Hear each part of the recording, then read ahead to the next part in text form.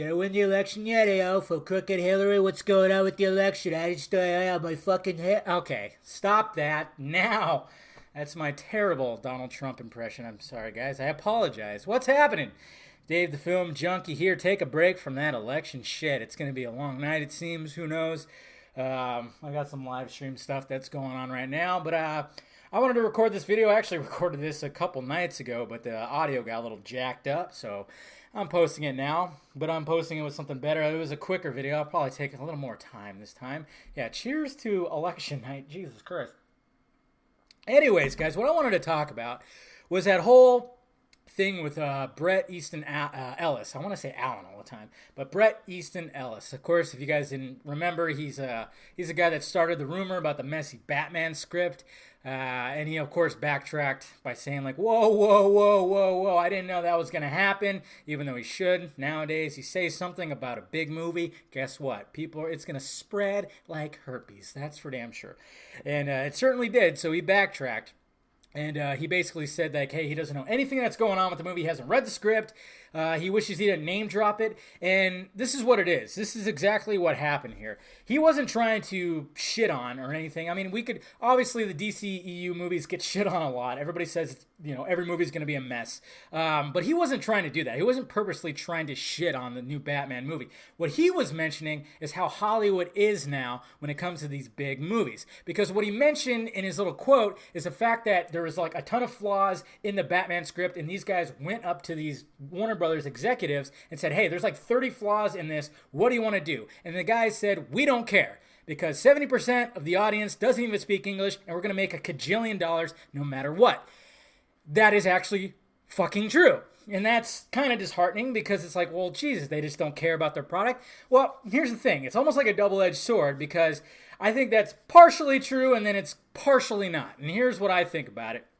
Yes, what's true is this is all these executives care about. They just care about, how thick their pockets get with these movies. That's why you invest in movies. They don't invest in movies to break even. They invest in movies to double, triple, quadruple their fucking money. Well, at least the investors do. And then, of course, WB gets their cut, and they want, of course, have thick pockets too. So, yes, that's what he was trying to say. That's what he was trying to say about the movie industry now, that it's all about these big blockbusters. Why do you think they keep rebooting every fucking franchise, no matter what? Jesus Christ, in like 16 years, we've had 3 different Spider-Mans. We've had 2 different Batmans. We've had 2 different Supermans. They just keep on rebooting stuff. We're getting a new Rambo, for shit's sake. What the hell? If you talk about a franchise that you don't want to see rebooted, because that was just like Sylvester Stallone, that had its time. It had 3 just like crazy movies that we just enjoyed the hell out of. It had another one that kind of brought us back, and it was pretty cool, graphic as shit. And then they were talking about even another one. Now they're just going to fucking reboot it. And that's just what's going on. They're trying to reboot everything or adapt everything. And it's because of money. And that's what he was trying to get at, is like, look at Transformers. Why do you think Michael Bay is able to make Transformer movie after Transformer movie? Because they know that it'll make money. It doesn't matter how shitty it is. It doesn't matter how many Michael Bayisms are in the movie. They know that it's going to make a shit ton of money. That's why he's on his 5th Transformers movie, and they all get shit on by the critics, and they suck. They really do. The first one was decent. It was cool. Special effects and action sequences, don't get me wrong, pretty good. He knows how to make some action, but he does do over-the-top shit. But other than that, they're not good movies. Just like the Teenage Mutant Ninja Turtles, not really good movies. The first one did really well. I'm talking about the new ones. The second one didn't do as well at all, and that's where I get to my point where, yes, it might be true that these Hollywood execs don't really give a shit, and maybe Warner Brothers doesn't really give a shit because they know Batman is their top seller, and they have Ben Affleck at the helm, so they don't really care. But nowadays, with Rotten Tomatoes, sadly, which is like a double-edged sword as well, because, obviously, you should ignore the Rotten Tomato rating. If you want to go see a movie, make your own opinion, think for yourself. That's what I always say. That's what a lot of people always say.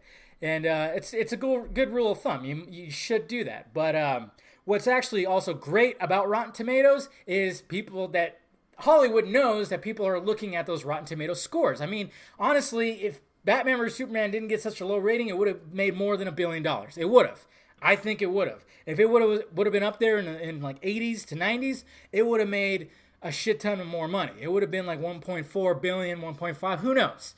But I think that low rating hurt. It even hurt Suicide Squad slightly, but I think people were just loving that it was like something new and refreshing. So it's actually challenging these filmmakers to try to do better.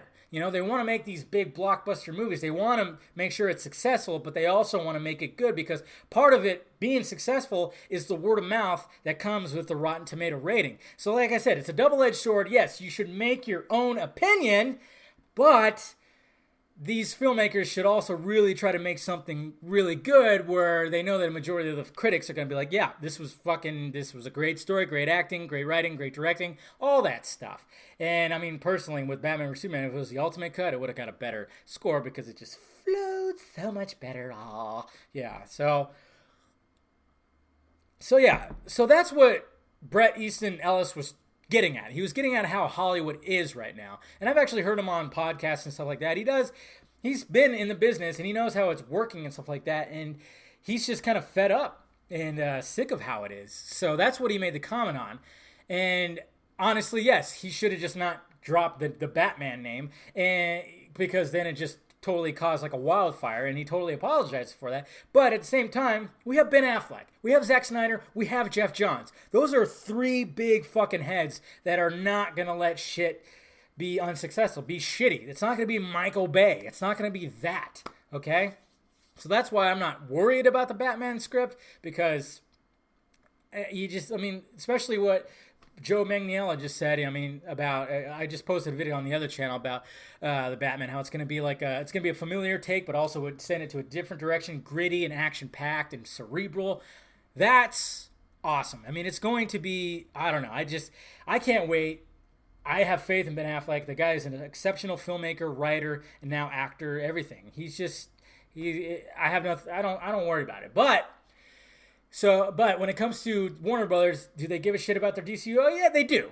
They do. They know the mistakes they've made. And I think this is what's led to directors walking away, especially with The Flash and everything. They're making sure everybody's on board. I think Jeff Johns is really having a creative force when it comes to all this shit. So I think they do.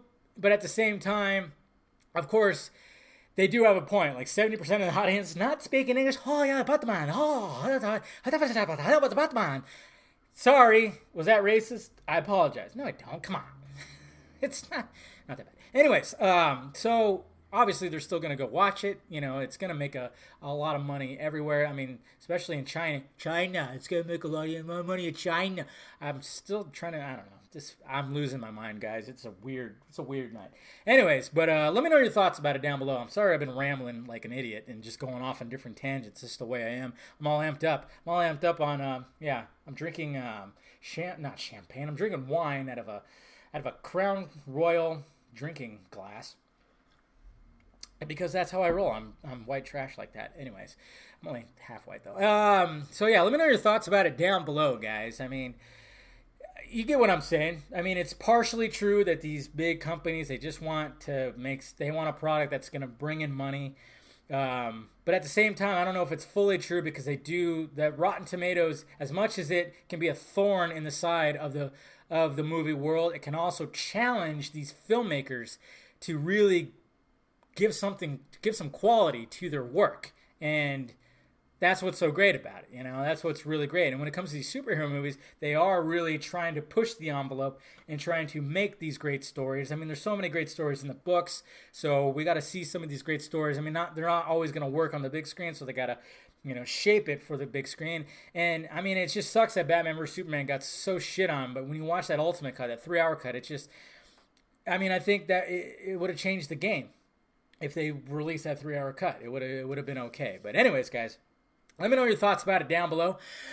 I'll talk to you guys later. Oh, yeah. Subscribe, Facebook, Twitter, Google+, all that stuff. Visit filmjunkie.com. I always forget now that you can see my face with all this shit. I always forget that I have to say that stuff. Anyways, guys, talk to you later.